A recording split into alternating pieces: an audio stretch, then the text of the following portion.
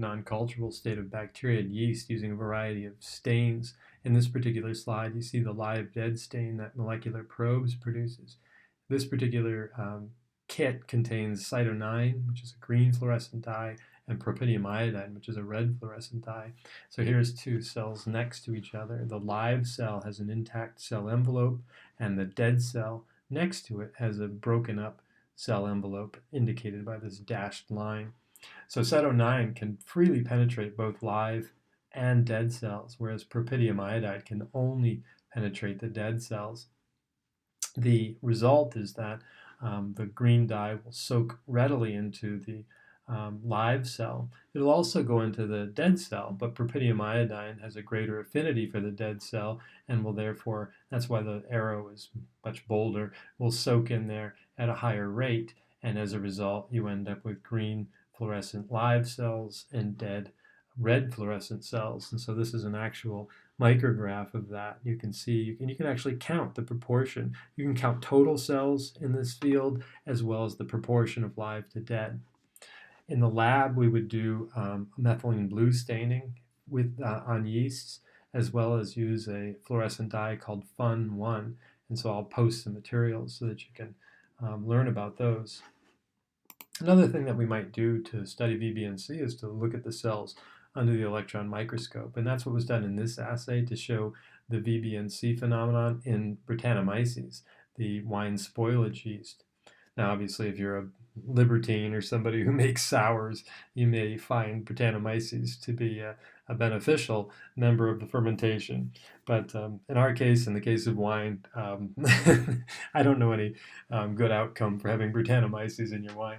And I'll talk more about that later. But anyway, the graph here shows cell size as a function of these different conditions. And so the first one is a control Brettanomyces that was not exposed to any adverse conditions. And this is a VBNC Brettanomyces that was exposed to sulfite, and then 3 days after sulfite addition, and that's what's pictured here, and then after exit from VBNC state, so 5 days after sulfite elimination. And so what you see is a significant drop in cell size that the cells don't readily recover from after they've entered this VBNC state.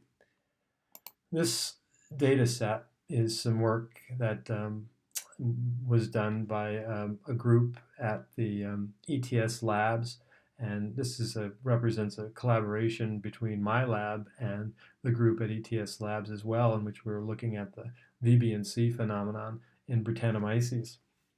And so what's pictured here is a graph of population size of the cells per mil on this axis, on this y-axis, versus time. And then over here on the right y-axis is 4-ethylphenol spoilage compound production. But specifically what we want to look at is the difference between scorpion analysis and plating. Now, plating is only going to pick up the viable cells, whereas scorpion analysis is going to pick up both viable and dead cells. And therefore, the disparity between these will be the VBNC, and will be the estimate of VBNC concentration. So you see these yellow diamonds here, for example, is this particular Brett strain, ETS 298. And then by scorpions. So again, scorpion is that molecular test, and I will post some material on that. Unfortunately, we would have been doing it in lab, but under the circumstances, we no longer can.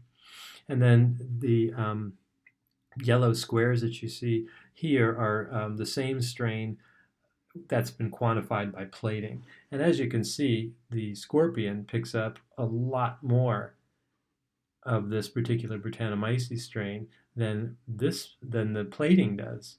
And so then the difference between that is believed to be the viable but non-culturable cells, or they posted this as VNC, but VBNC, viable but non-culturable. But again, the conditions that these were grown under are Brett strains at 14% alcohol, and so again, it reveals the production of the transition to this VBNC state. Over here, you can see the production of 4EP continuing pretty significantly throughout this process, showing you that the cells are indeed viable. Another approach that we use is proteomics to study VBNC. And so the concept of proteomics is somewhat straightforward, although the material that's required to do it is a bit sophisticated. Not a lot of labs can do this, but essentially, if you could imagine growing the Brettanomyces cells under ideal conditions, so that would be your control, and then growing your cells, for example, in a sulfited wine to induce VBNC. And then you would crack the cells open and harvest all the proteins from them, from both conditions. And then you can run them on these gels and you get this horrible looking data. But we use computers to sort of sift through the data. And what the computer will do is take the image of the proteins isolated from the control and overlap this image with the image of the proteins isolated from the VBNC cells, and it'll tell you which proteins are differentially expressed. You know, sometimes the computer will look at big blobs like that and say, oh, there's a lot of that protein there. And then look at the same spot over here and say, oh, there's none of that protein over here. And so it'll make a note of that. And so it'll basically highlight differences between the two gels. And then you can, well, you or your students can go through and literally with a little hole puncher, what we do is we'll punch out that little protein and we'll use a mass spectrometer to figure out what that protein is. So in this particular experiment, done by a researcher at ETS Labs, they found that there was one of the differences between VBNC and control was that there was an accumulation of degraded proteins involved in glycolysis in the VBNC cells. So some of these typical glycolysis enzymes, enolase and GAP dehydrogenase and fructose bisphosphate aldolase, were broken down, suggesting that the microbe had lost the ability to properly perform glycolysis and therefore produce energy. There was also a reduction in a carboxypeptidase inhibitor, which is interesting because carboxypeptidases do a lot of things, and one is possibly breaking down proteins that accumulate in the cell.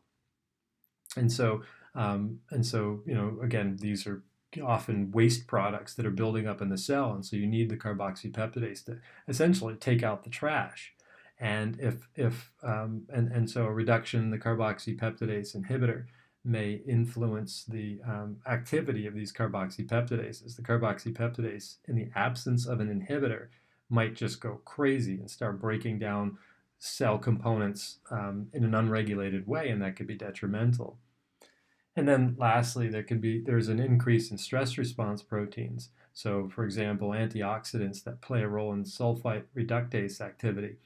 And so that tells you that the VBNC cells are definitely under stress. And so something about the stress is causing them to reallocate their capabilities so they can prepare for long-term survival, but not necessarily growth. And so again, proteomics is a really powerful tool to take a broad genome-wide look at the changes in physiology in a microbe.